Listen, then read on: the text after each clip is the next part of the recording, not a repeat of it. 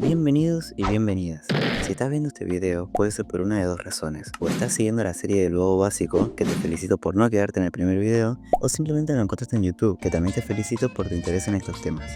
Hoy escribiremos nuestro primer script, pero ¿qué es exactamente un script? Pues te sorprenderás con lo sencillo que es. Un script es un conjunto de instrucciones en una o más líneas de código que le dicen qué hacer a la computadora de manera secuencial. Al programar, le damos órdenes a la computadora. Aunque antes esto se hacía escribiendo código binario, hoy tenemos este hermoso lenguaje llamado Go, entre muchos otros. Buenas, soy Mati del futuro. Vengo a explicarles cómo crear un script, ya que si no, no podrán seguir con el video. En la ventana de Explorer, que si no la tienen abierta pueden abrirla desde la pestaña Vista, buscaremos Server Script Service. Ahí le daremos al más, para luego seleccionar Script. Y con todo eso hecho ya estamos listos para aprender. En este caso tenemos el print Hello World en nuestro script, dándole la orden a la computadora que imprima el Hello World. ¿Imprimir? ¿Cómo? ¿Lo saca directamente por nuestra impresora? Pues eso no es exactamente así. ¿Recuerdan que en el video anterior mencioné que usaremos el output durante toda la sección? Esto es porque el print imprime directamente al output lo que nosotros le indiquemos. ¿Cómo lo comprobamos? Tendremos que ir a prueba y luego le damos a la flecha que hay abajo de jugar para poder seleccionar ejecutar. Igualmente podríamos ejecutarlo con jugar o jugar aquí, pero como nosotros solo queremos probar código, es más óptimo utilizar ejecutar. Probémoslo.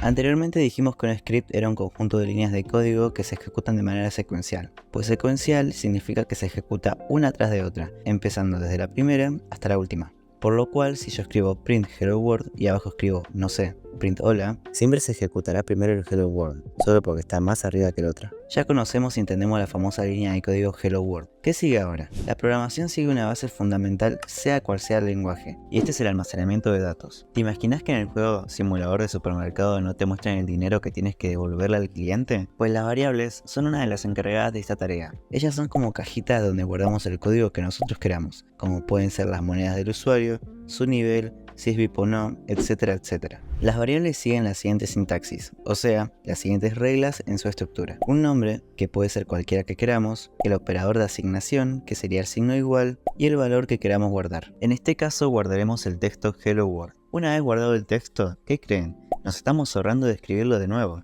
ya que simplemente llamando a la misma variable, podremos usar el código dentro de ella las veces que queramos.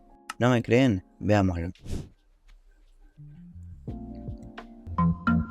El llamar a la variable que ya tiene el texto almacenado antes que reescribir el mismo múltiples veces evita que nos equivoquemos en las siguientes líneas. ¿Por qué? Al ser más fácil de leer el código es más sencillo identificar un error. ¿Te imaginas tener que leer estas oraciones 5 veces para comprobar que estén bien escritas todas? ¿O tener que modificar una por una si las escribiste mal? Por suerte, las variables nos ahorran ese trabajo, haciendo el código más mantenible, es decir, más fácil de corregir y mejorar, solo teniendo que corregir el código de la variable para cambiar el código que se ejecutaba en todas las llamadas. Antes de finalizar con la lección, hagamos un resumen de todo lo visto. Un script es un conjunto de líneas de código o una sola línea que le dice qué hacer a la computadora de forma secuencial, o sea, una línea atrás de otra. Print sirve para imprimir código en la consola. Dato curioso, la consola solo sirve para eso, mostrar la impresión de código, sea del sistema o impresiones que nosotros hagamos con print. Tercero, las variables sirven para almacenar código. Y cuarto, las variables evitan repetir de más, hacen el código más legible y también mantenible, ahorrándonos tiempo a la hora de corregir o modificar el código.